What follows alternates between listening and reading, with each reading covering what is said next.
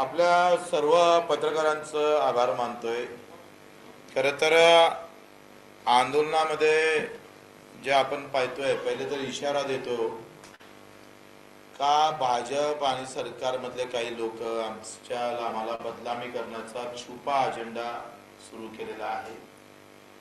का बच्चू कडू बदनाम करून सोडला म्हणजे उद्या शेतकऱ्याचे आंदोलनच उभे राहणार नाही, अशा प्रकारची भारतीय जनता पार्टीने काही छुपा अजेंडा सुरू केलेला आहे।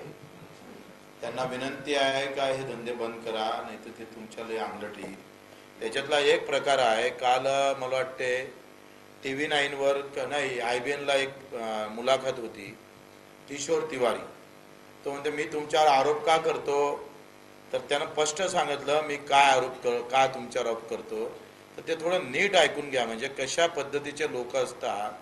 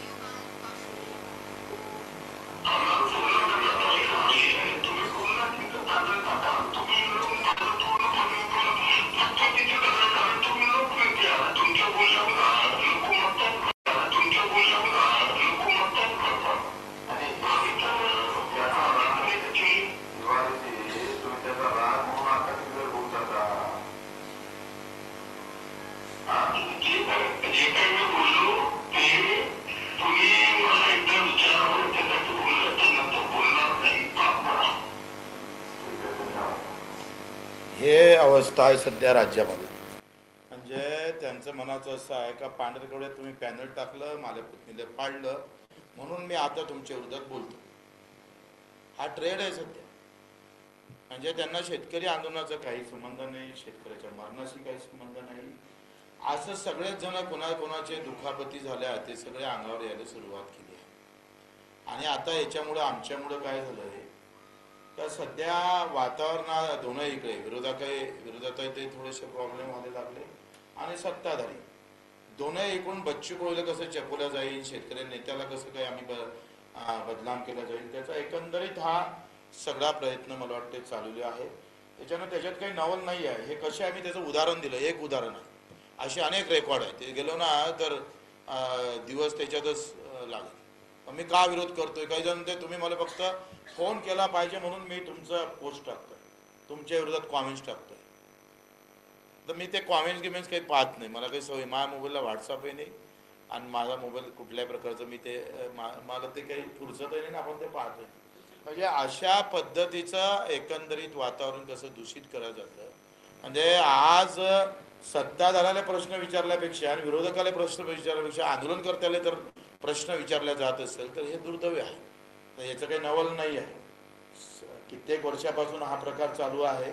मा सीतेला सुद्धा अग्निपरीक्षा द्यावं लागली, आणि एका अग्निपरीक्षा दिल्यानंतरही दुसऱ्या अग्निपरीक्षेसाठी लोक कल्लोळ करत होते, आणि जग सोडून जावं लागलं मा सीतेला। म्हणजे पवित्र असताना सुद्धा अग्निपरीक्षेतून आम्ही पाहतोय पवित्र झालं, सिद्ध झालं असताना पण जावं लागलं।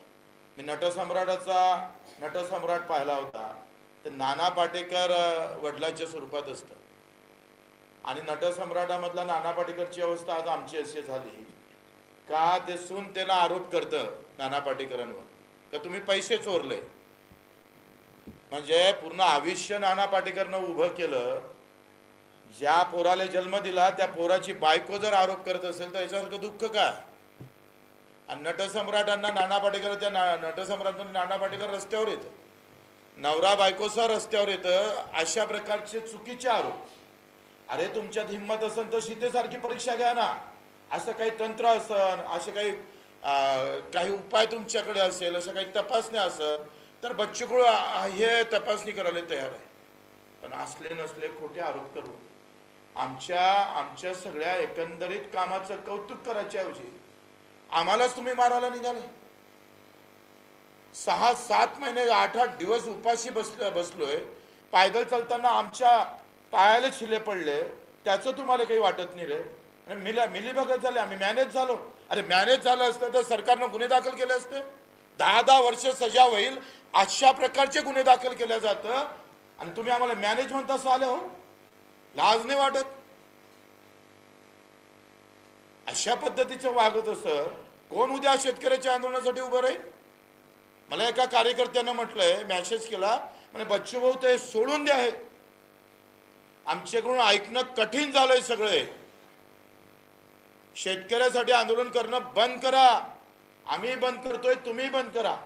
आंदोलन केल्यानं जर बदनामी होत असं आणि घरी बसणार आहे.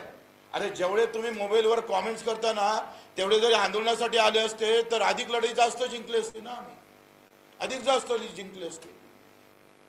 पण निव्वळ आम्ही पाहतोय बदनामीचं दर. काही चॅनल कसे आहे, अंबानीचा किती वाटा आहे, अदानीचा किती वाटा आहे, काढायला लावू नका. आणि त्यांना नकोच आहे शेतकरी आंदोलन, त्यांना नको आहे. हे जर काढत बसलो ना तर तुमच्या अंगलट येईल. आणि मग एकाच आंदोलनात आमचे सगळे आंदोलन व्यक्तिगत होते, आमच्या जीवावर बेतणारे होते. आम्ही 9-8 दिवस उपोषण बसलोय. वाईट माणसं झालं असतं, माझ्या कार्यकर्त्याचं झालं असतं. लाज वाटली पाहिजे बोलताना काहीतरी. आणि मग असं सगळं असताना आपण पाहिजे 150 वर्ष लागले स्वातंत्र्याला. स्वराज्य निर्माण करायला छत्रपतीला 2 पिढ्या गमावं लागल्या. मी त्याची तुलना माझ्यासोबत नाही करत. पण 8 महिन्यातलं आंदोलन आम्ही पूर्ण कर्जमाफीकडे घेऊन चाललो आहे. हे सोपं आहे, हे यश नाही आहे. सगळे शेतकरी एकत्र होऊन लढतं, हे यश वाटत नाही का तुम्हाला. सगळे लोक एकत्र होऊन रस्त्यावर थांबतं, सगळ्या जातीपाती विसरून धर्म विसरून लोक शेतकरी म्हणून लढायला लागतं, हे यश वाटत नाही का तुम्हाला. आंदोलन म्हणजे फक्त काय मागणी पूर्ततेसाठी असतं का. आज आम्हाला आनंद आहे का महाराष्ट्रभर फक्त शेतकरी या नावावर चर्चा होत आहे. हे सगळ्यात मोठं यश आहे. सगळेजण बोलायला लागले शेतकरी म्हणून. जो कर्जाचा मुद्दा संपला होता ह्या बच्चू कडून आणि त्याच्या कार्यकर्त्यांना जिवंत ठेवला.